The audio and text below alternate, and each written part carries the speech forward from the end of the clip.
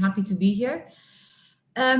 So let me start by sharing my screen. Oh dear. I think someone needs to enable me to share my screen, please.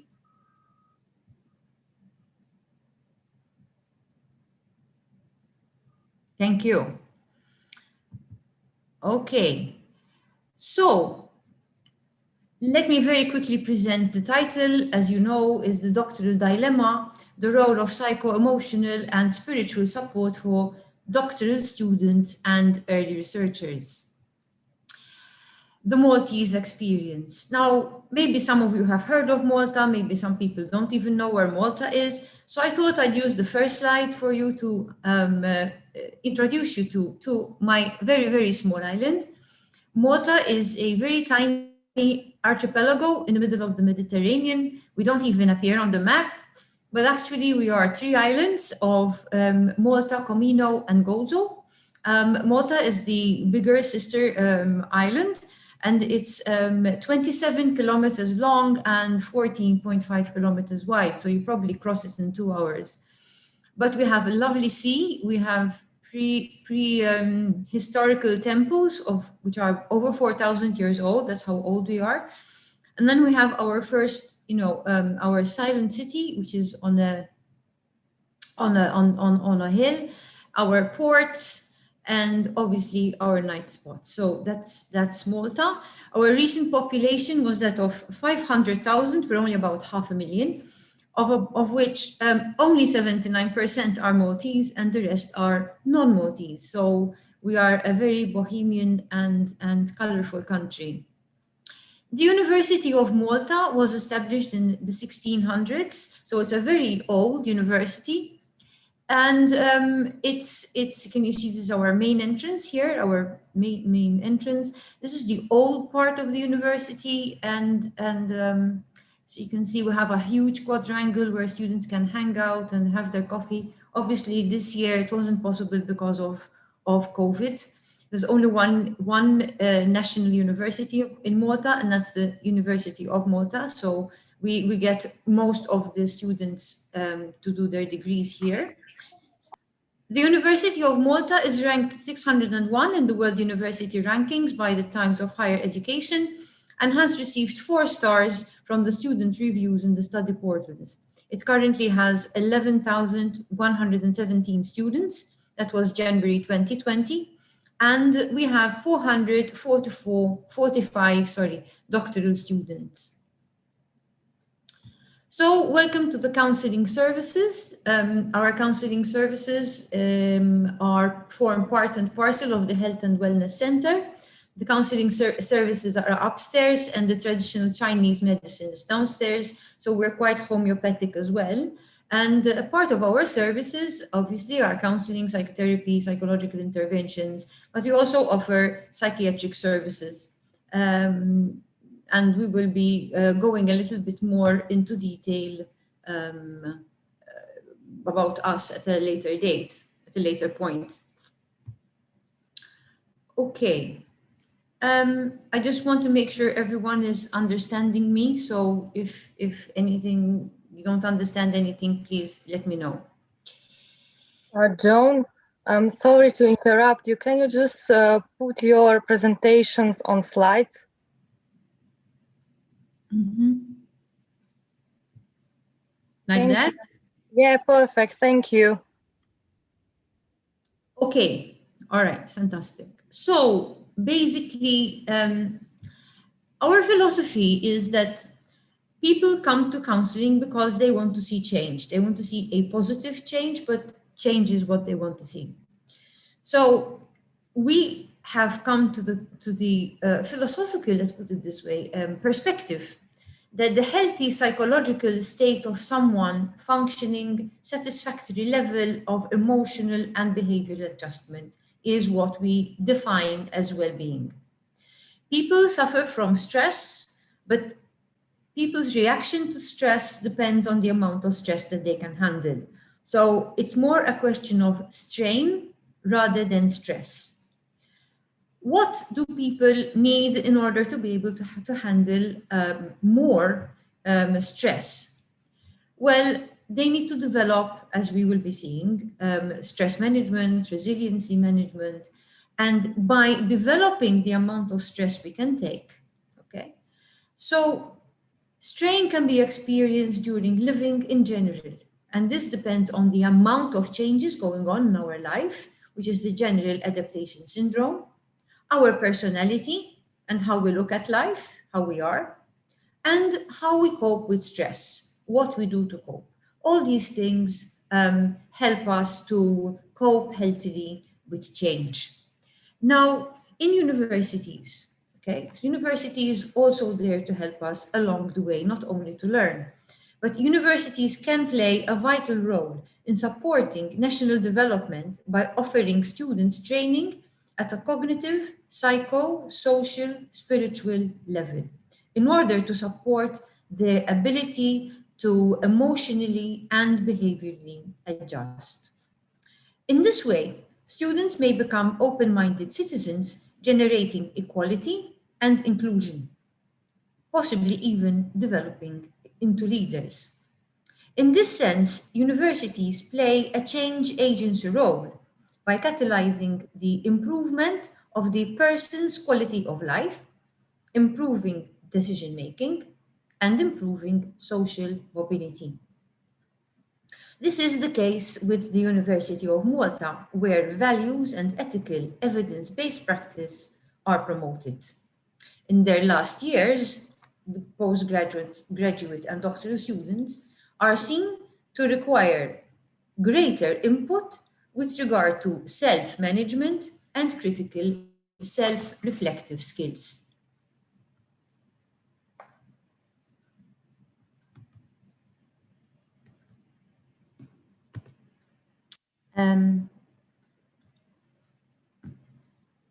Okay. So what is the vision of the counselling services in Malta?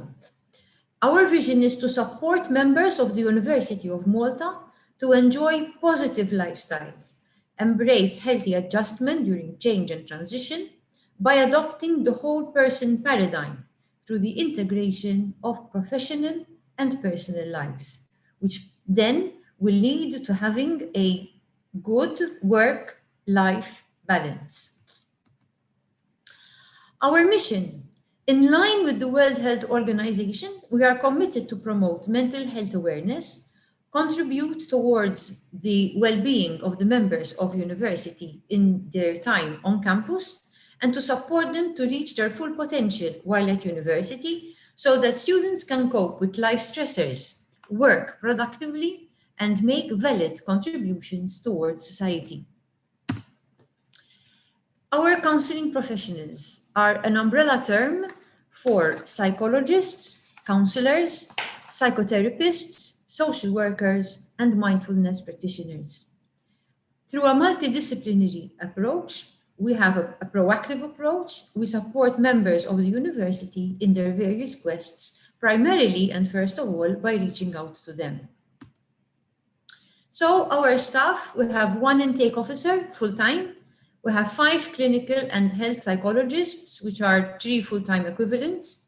We have 6 psychotherapists who are CBT, gestalt, family, and EMDR therapists. That's about 4 full-time equivalents. 4 counselors, 2 social workers, and 1 mindfulness practitioner. So during the 2019 and to 2020 year, the total number of sessions we offered were 4,331. Some people did not attend, some people rescheduled, so the total number of sessions actually attended were 3,814. Average sessions per month were 380. Percentage of sessions attended was 88, which is quite high. Total number of intakes, new cases in 1 year, was that of 548, with an average intake of 37 per month. So for our population of 11,117 students, you can see that we're just beginning to scratch the surface. So now I would like to introduce you to the staff. Just a little video of 3 minutes.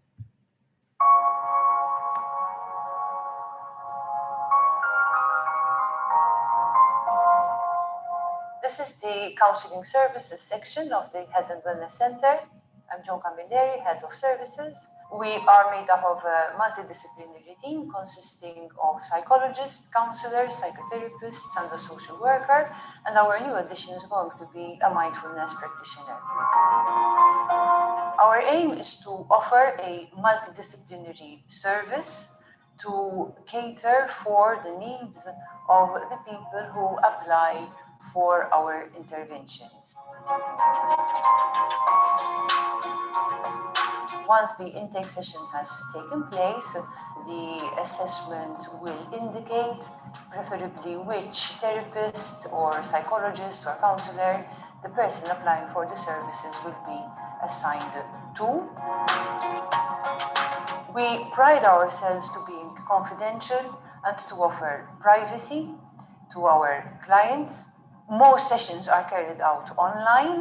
However, for those people who feel that they need face-to-face, some limited number of face-to-face sessions are also offered. Hello, my name is Charmaine Mifsud Cardona. I am a psychotherapist at the Health and Wellness Center. Our work consists of supporting both staff and students to identify and understand their emotions so that together we can process them more effectively. My name is Donatella and I'm the social worker. I'm here at the Counselling Services Unit within the Health and Wellness Center. My role is to support with social support needs for staff members and students of the university. I also want to take this opportunity to make you aware of the recently set up Student Solidarity Fund that is set up to support students who are experiencing financial difficulties. We also offer team building exercises and team building sessions for staff. And we are currently carrying out a focus group campaign among the students in order for us to understand better what the students' needs are. So we would also appreciate feedback on what your needs are so we can develop our services accordingly. Should you need to get in touch with us, do not hesitate to do so. We're here to support. Thank you.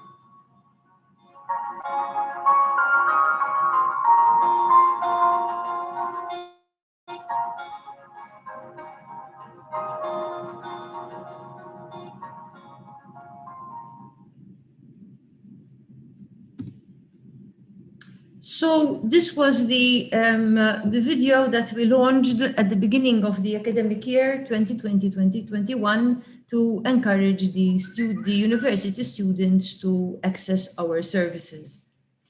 But let's focus now a little bit more on doctoral students and early researchers. Based on the Strategic Leaders Global Summit Declaration, which took place in Manchester in 2019, we have become more conscious of the needs of doctoral candidates. Their statement says this: there is a growing realization that doctoral candidates face particular set of challenges arising from issues such as expectations of high achievement, supervisory relationships, and career insecurity. We recognize that our universities are both enriching but also a stressful environment, and we must work to create spaces and communities that support well-being in an integrated way that addresses the needs of students, faculty, and staff, and the academic mission of the university. The wellness of our students directly affects the overall operation of the university. So what were our goals for the well-being of postgraduate and early researchers? Well, first of all, we are trying now to coordinate programs and practices supporting their well-being, to develop and implement strategies to identify their needs of support, establishing pathways to available services, develop plans for responding to their mental health as consequences of traumatic events, evaluate in a consistent way the impact of measures taken to promote graduate students' well-being, delineate the role between supervisors and counseling professionals. We are not the same. Counseling professions are not supervisors and vice versa. And supervisors need not feel that they have to do the work of the psychologists. Identify and address the causes of excessive stress and institutional policies and practices, meeting high expectations, career insecurity, supervisor relationships and financial constraints, and situate the voice of the student at the center of the well-beings and initiatives.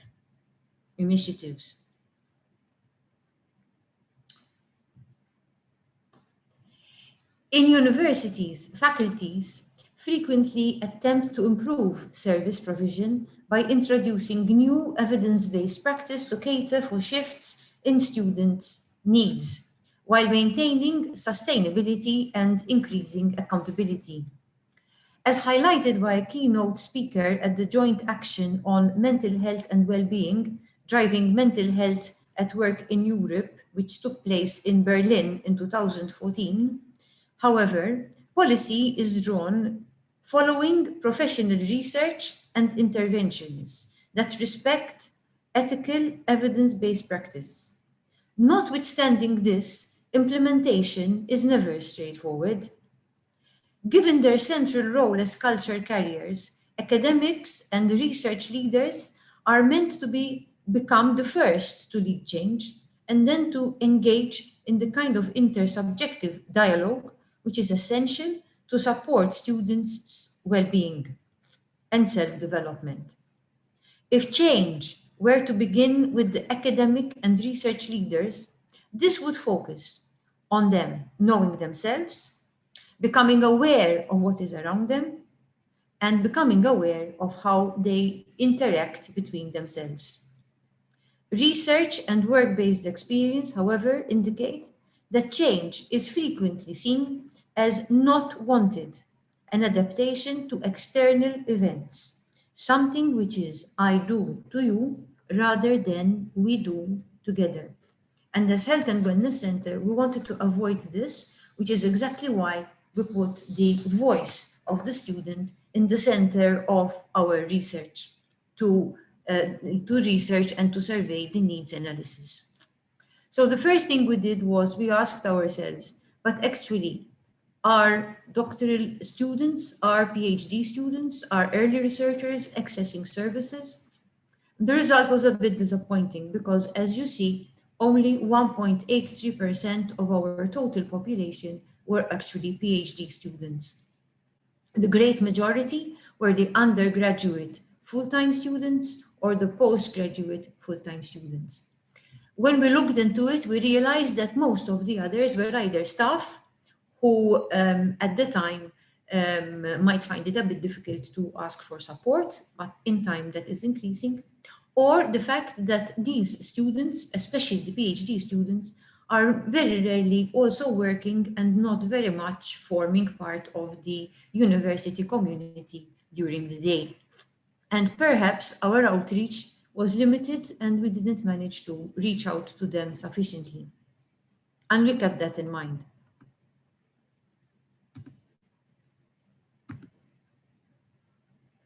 Sorry, I'm having a problem changing. Yes, okay. So in order to understand the situation better, we decided to carry out an appreciative inquiry into the needs of the doctoral students and the early researchers, and we decided to adopt an appreciative inquiry approach. An appreciative inquiry approach was adopted mainly because, in principle, this is a positive organizational change which focuses on best practices, not on problem solving. We felt that when we look at problems, we begin to feel very down because we begin to see problems everywhere. And the tendency is that we see the problem, but we do not see what is good about us. So we decided to move into more appreciating what is happening and developing on that.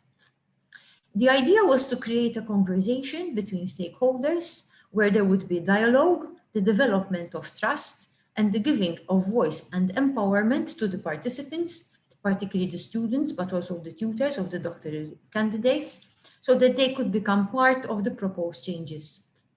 In this way, work, study, becomes a way of learning, of growing, and the solutions emerge as people are discussing. They're not top-down and they're not bottom-up. They really are coming up, emerging in the conversation and the discussion. And this helps people to accept the need to change and to accept the proposed changes even more.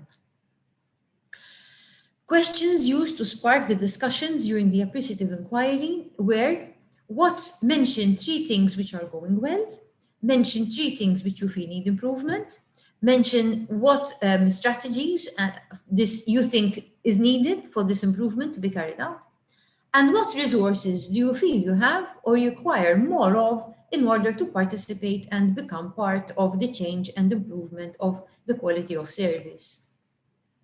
Our research methods: there was an appreciative inquiry focus groups with Maltese doctoral students and early researchers from 2 faculties.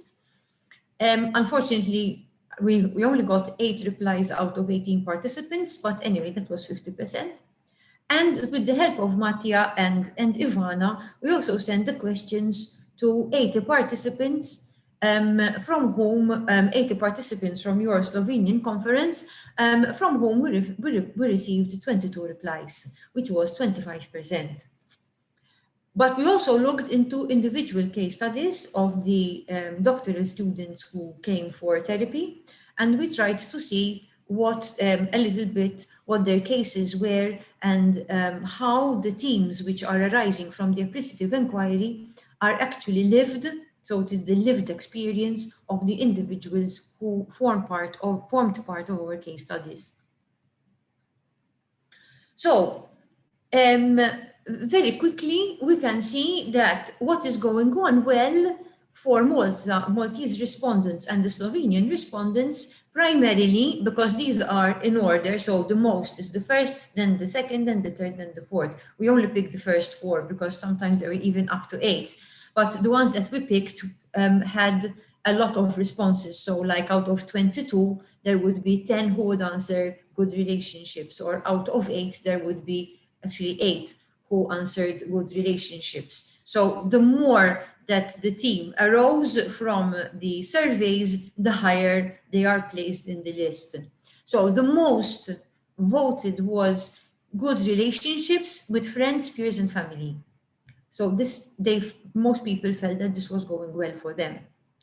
Then they felt that what was going well were personal attributes. In other words, that they felt that they were people who were flexible, multitaskers, relaxed, focused, bent on self-improvement and feeling healthy. Considering that this is COVID, feeling healthy was considered to be a very good attribute to have.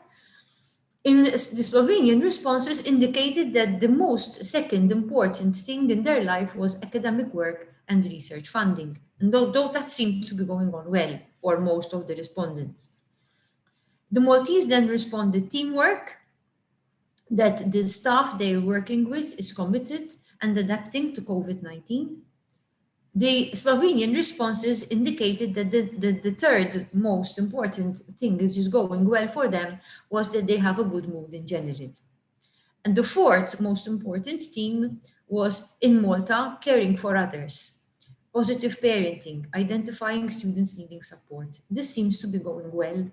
For the Slovenian responses, the fourth in line going well is work-life balance. I think I would like to note at this point that there were actually people who felt that there was nothing going on well for them. And this, more than ever, emphasizes the importance of the appreciative inquiry, because it actually asks people what's going on well for you. And a lot of people do not think what's going on well for me.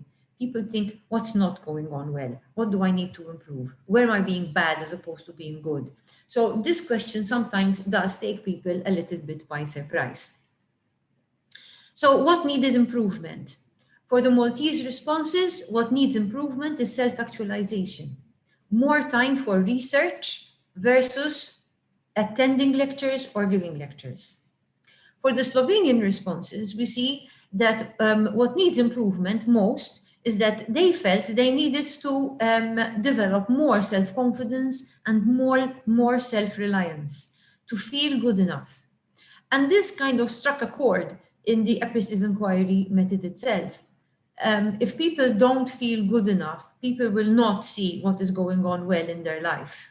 So the development of a perspective where I look at what is going well for me is to be regarded as some way of actually developing self-confidence and self-reliance. What needed improvement for the Maltese respondents as well was the sense of isolation, and they felt that this was COVID-related. Most of the academics and researchers are staying at home. They're not coming to university to work or coming to university to study. So they are not really relating with other staff, and they're not really relating with their peers. And this is causing them to feel very isolated. For the Slovenian responses, the next thing that needed improvement was their work-life balance. Then there's stress management, the developing of positive outlook to counter current stress.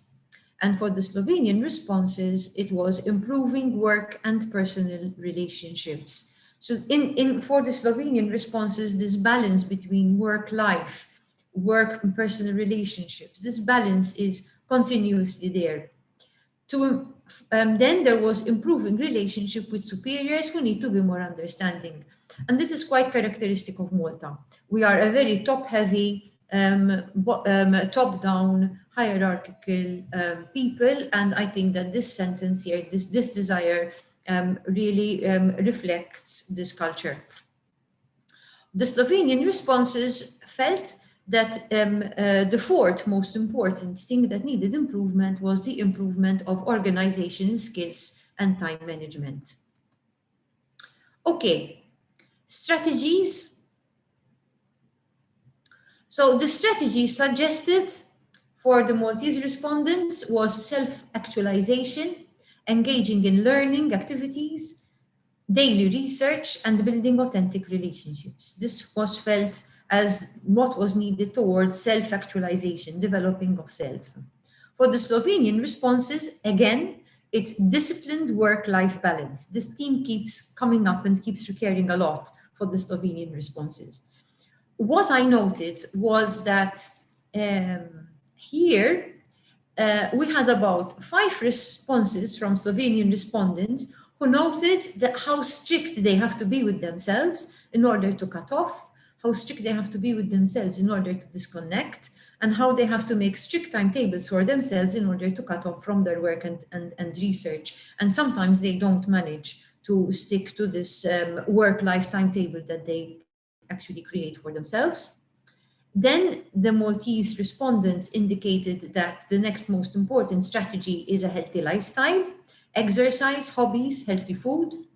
And for the Slovenian respondents, it was mental well-being. And here they are looking at psychotherapy, meditation, and yoga. The next important strategy for the Maltese respondents was emotional support from and to family members, colleagues, and staff. In other words, more socialization. And this obviously is linked to the fact of the lockdown. However, emotional support was also the third most important theme which the Slovenian respondents indicated. So again, Malta and Slovenian respondents were in sync with this.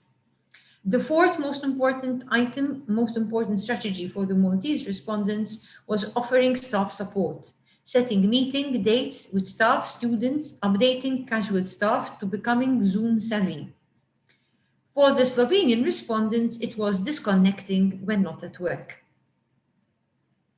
So the most important thing for us at the Health and Wellness Center was, so what do people need from us? So, as you see here, what resources are required and what capacity building is required is the same for the Maltese and the Slovenian responses. So first and most important was skills development, organizational skills, resiliency, assertiveness, time management, communication skills, extending area of expertise, learning to apply effectively for grants. The next most important resource that the Maltese and Slovenian respondents felt that needed to be developed was stress and trauma management, relaxation, mindfulness, team building, and enhancing self-esteem. Finally, the Maltese respondents indicated the need for human resource capacity building, while the Slovenian respondents noted the need for psychotherapy and counseling as capacity building.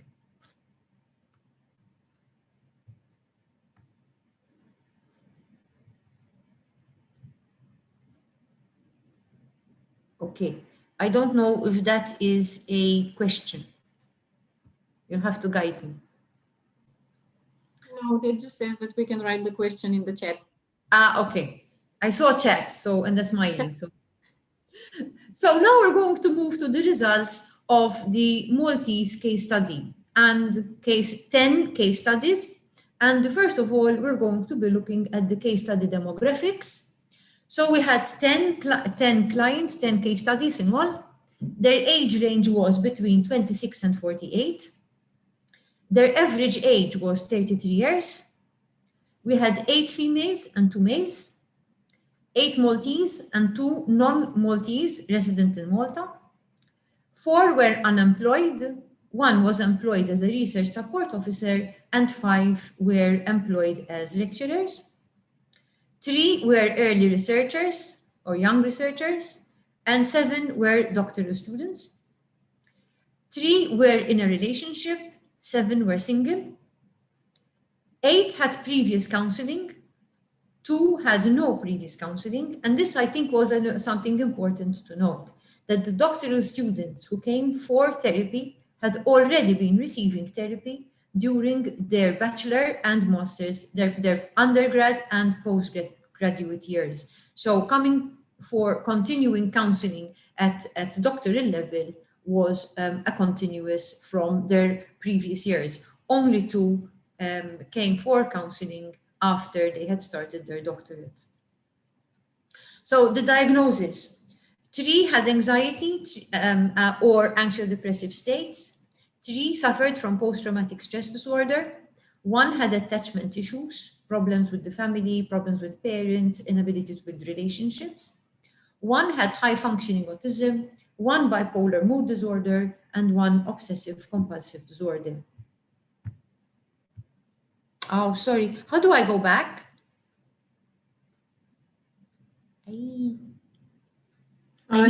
Just use the back arrow or previous. Here where it says previous. Okay. Thank you. No problem. So previous. I'm gonna have big problem. I have big problems here. Sorry.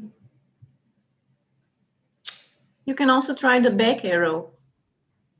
How clever. Thank you. Bingo. Done. Okay. So there were 3 main themes arising from our case studies. The first was somatic issues and financial issues. The other theme was communication issues. And the final theme was anger management issues. So somatic issues and financial issues, 3 clients had these issues. So client 1 moved to a more affordable apartment after she finished her doctorate, feeling that this was a huge letdown after she had spent so much money to get her doctorate degree. And she began to doubt her choice of doctoral research as it was not helping her find economic stability. Anxiety affected her relationships, but not her work. She is unsure how long she can continue in this way. Client number 2 had to share an apartment to afford to continue living in Malta. Having lost her job, her day became unstructured. She had all the time to worry about her family, who was abroad, and she was unable. Okay, she was unable to work and build a decent relationship. Her situation triggered PTSD and fears that she experienced when growing up in a violent family. Client 9 was reduced to part-time from full-time. This caused a lot of uncertainty at work and in her academic career. She now lives alone and at times feels isolated. She had to give up the idea of having children. So it's quite a serious thing. It's an identity. It's an identity issue. It's giving up your future as a mother. Client 10 moved to Malta after living abroad to do her PhD, had unexpected family troubles, a spinal injury, and a long convalescent period. COVID negatively impacted her job prospects. So in short, we can see that these students had really invested a lot of money in their doctoral studies, and all of a sudden found themselves either jobless or part-time, and they couldn't cope with the situation, and they had to give up on what they had planned as their future, because the doctoral studies didn't give them the stability and the job tenure that they wanted.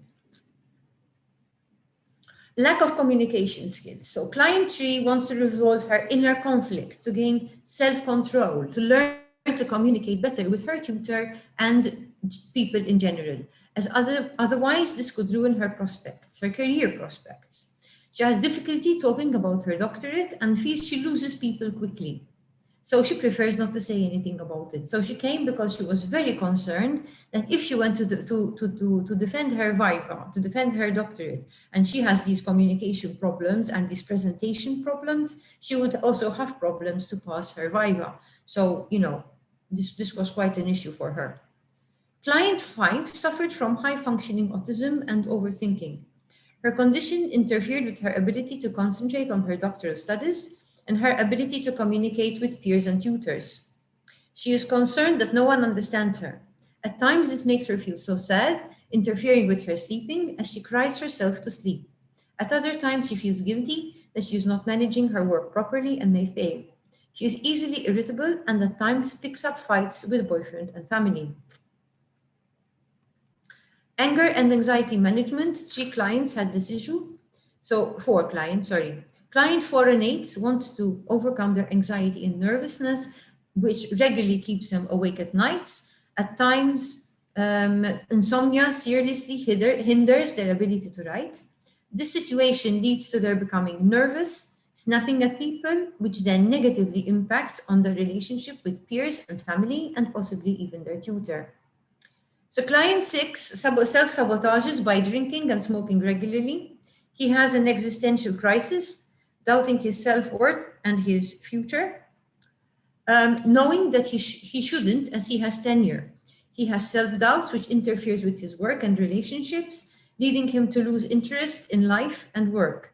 He shouts, fights with family, friends, and members, trying to remain civil to peers and his heads and his tutors. Client 7 was referred to therapy after he got involved in a physical fight with staff. His anger was triggered after he had a breakup with his girlfriend. He sought therapy to find ways how not to let his condition influence his studying and his career. In short, the Maltese doctorate and early research students, the Maltese doctoral students and early researchers acknowledged that though it is habitual to feel stressed during their doctorate and during the critique of their write-up, they required a more constructive approach to criticism and not be shamed for not knowing. And this resonated with the Slovenian result, which mirrored that not feeling good enough is one of the most common themes which the participants noted they wanted to stop. They wanted to stop feeling not good enough. And here we see also a resonance between the Maltese and the Slovenian responses. Students suggested holding focus groups, preferably earlier in the course. Future groups would dedicate time to individual feelings rather than be only course-related, supporting them to feel they are not alone in their thoughts and actions in the here and now, rather than focusing on their future lives outside of university.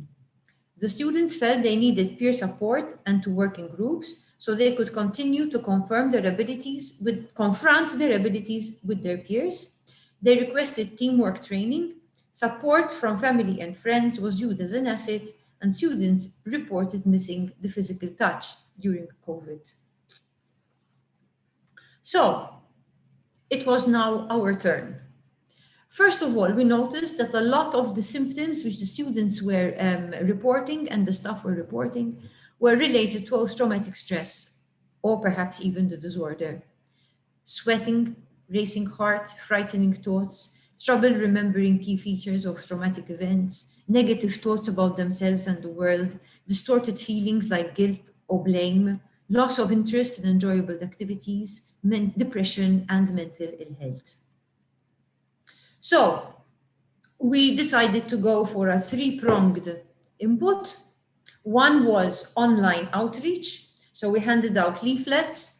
We had video clips like the ones that you saw, but we had many more. We had about 40 of them, different COVID daily tips.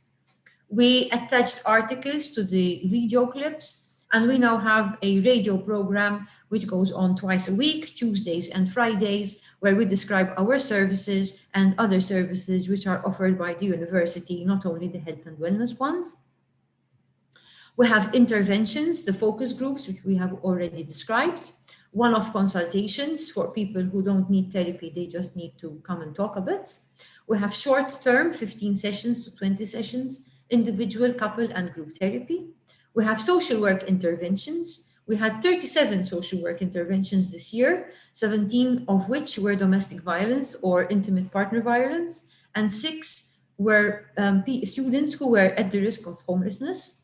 And we also have the Student Solidarity Fund, where students can apply for a small support, but which can help them with their rent, their foods, and maybe other things like stationery, water and electricity bills, so that we can try to see them through moments of desperate financial issues. And we also offer training, handling challenging and suicidal students. And we'll be describing this training later in a short while. We offer time management and resiliency group, leadership skills trainings, and mentoring skills training.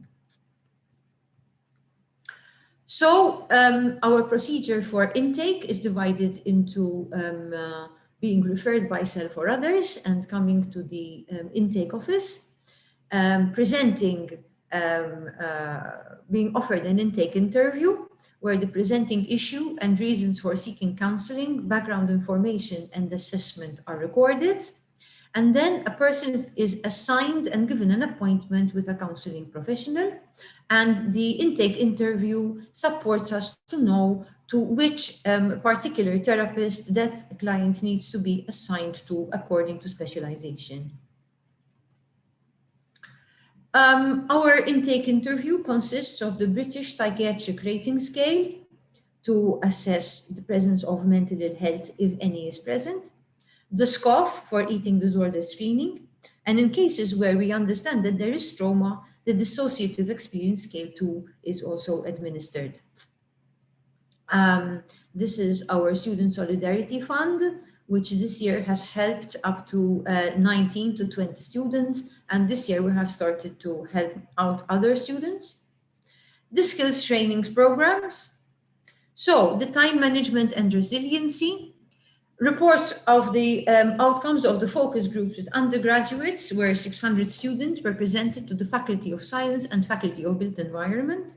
And time management and resiliency building sessions have so far been carried out with the Faculty of Built Environment, Architecture, and doctoral graduates and candidates of the Faculty of Education, 12 participants.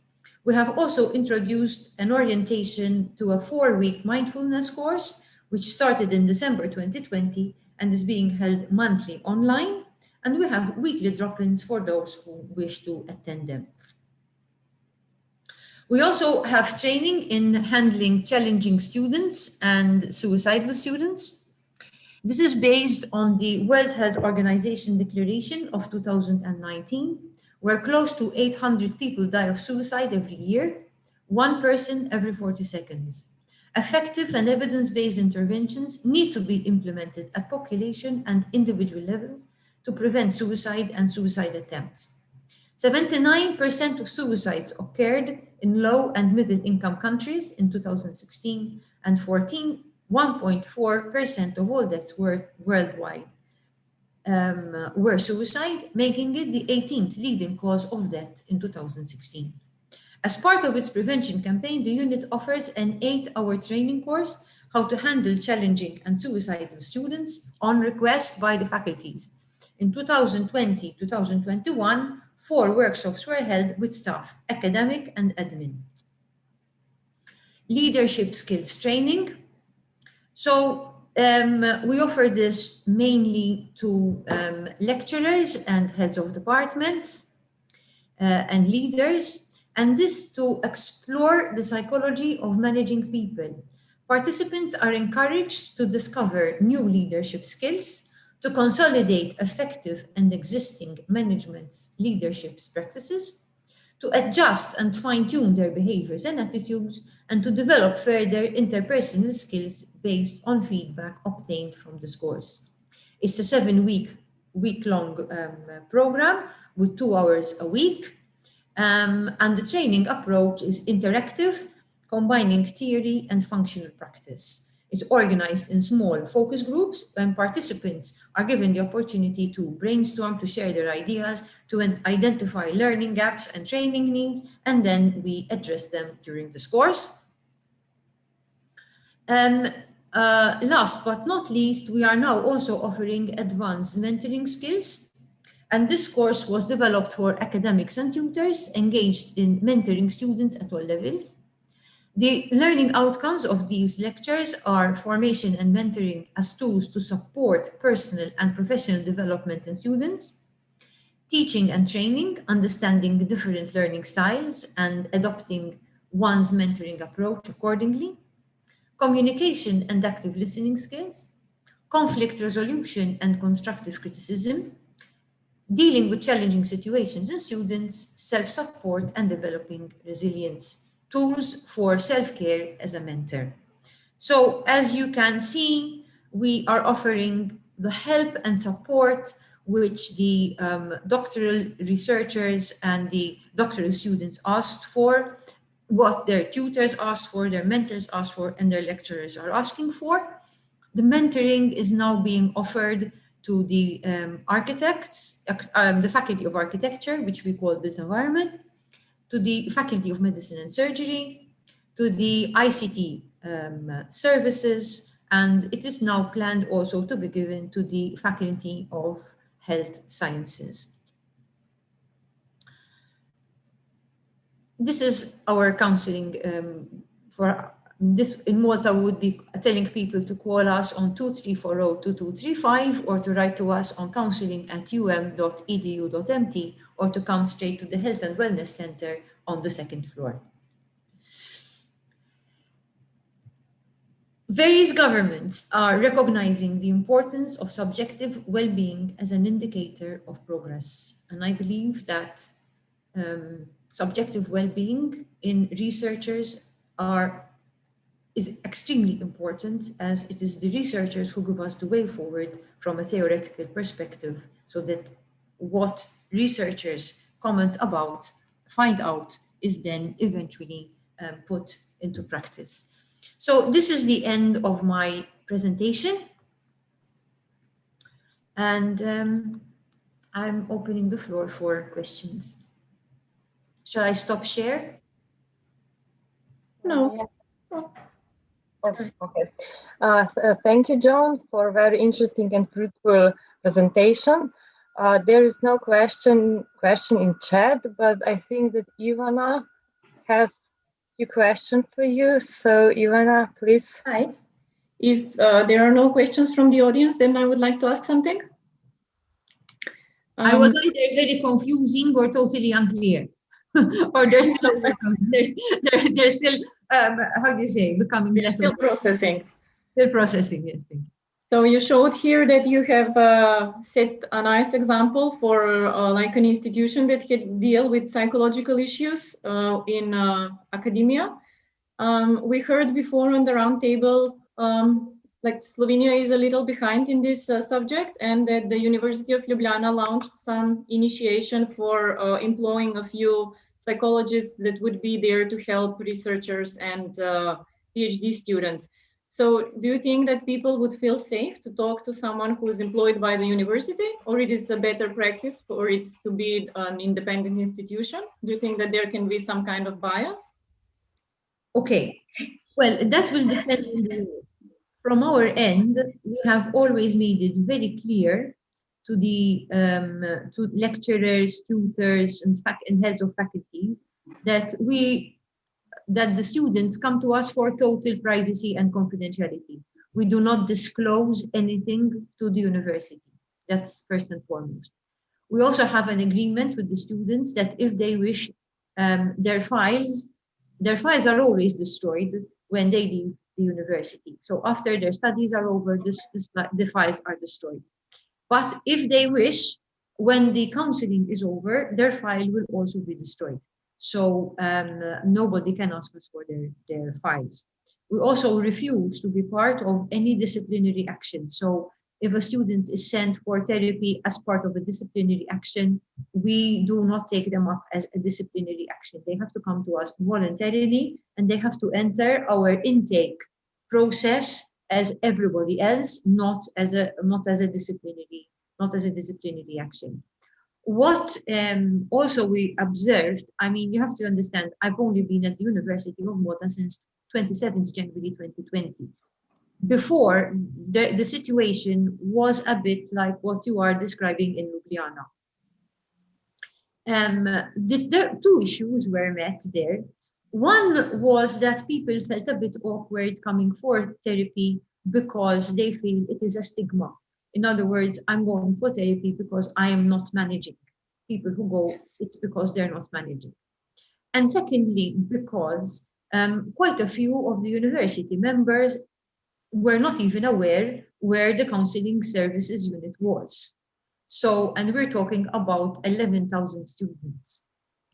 So what I found was extremely important was that I actually contacted all the faculties, and slowly, myself and my colleagues are going to the faculties to explain what the services are and how they can access the services. And we found that increased a lot the clients.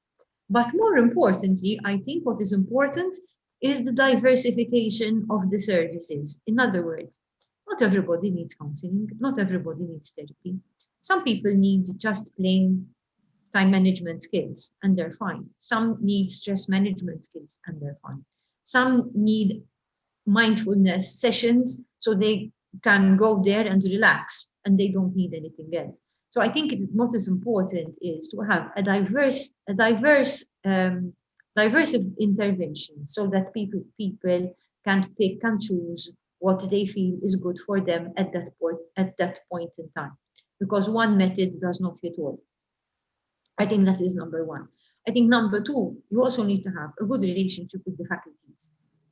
Because once you carry out the appreciative inquiry and people start to point out the students start to point out what their needs are, the lecturers then can begin to improve their own performance. So let's put it this way.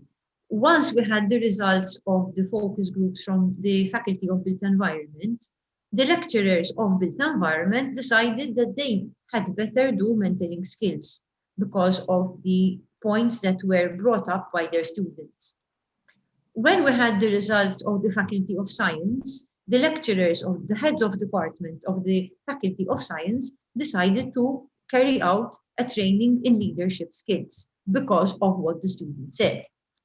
So now, the Faculty of Medicine and Surgery is actually asking for advanced mentoring skills because I'm assuming that the word is spreading that it is good for the tutors to attend these lectures. And now it's the faculties who are coming to us. It's like the Faculty of Health Science actually told us, come and find out what we need. So first of all, it's a slow process.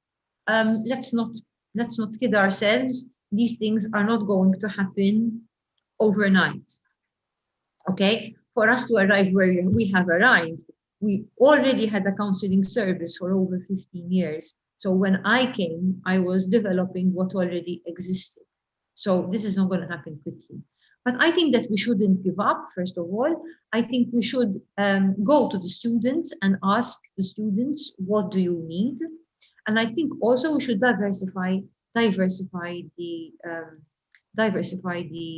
services that we offer, and not only psychotherapy, but training in general, depending on the needs of the members of the university. In fact, that's another thing. I think that the service needs to be offered to staff and students, because students will become staff. Yeah. You know, and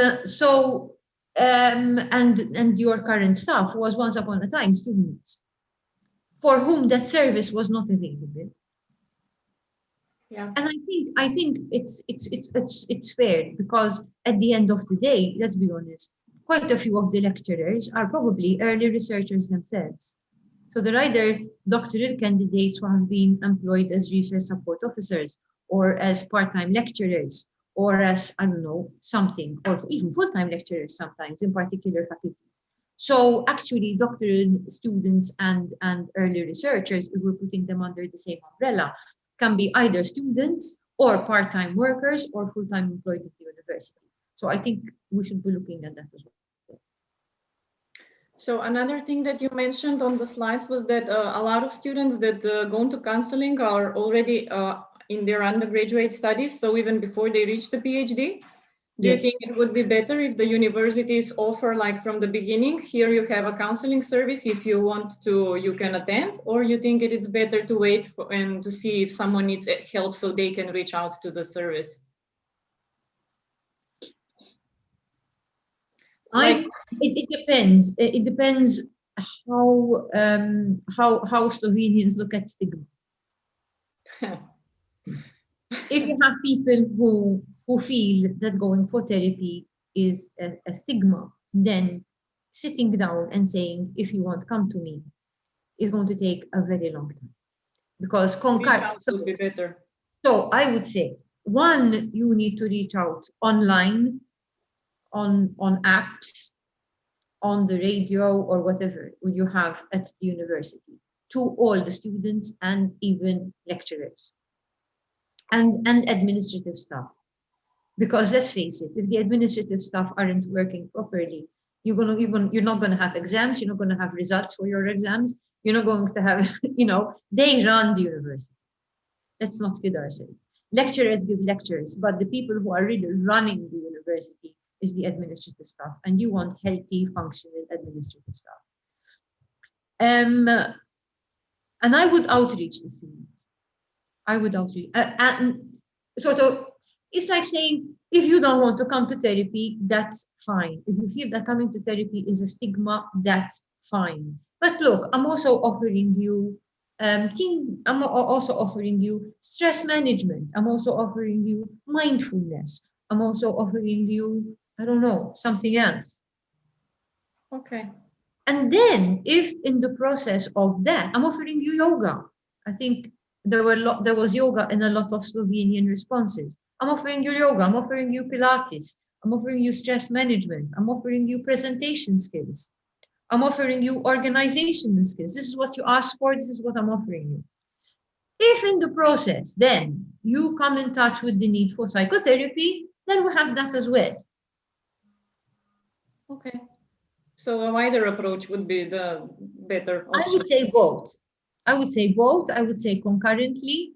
And what we also have here, which I didn't mention because I forgot, is that we also have evaluation sheets. So whenever anybody comes to us for therapy or anything, training or anything, we always give them an evaluation sheet, and they tell us what they liked, what they didn't like, and what they would like us to do next time.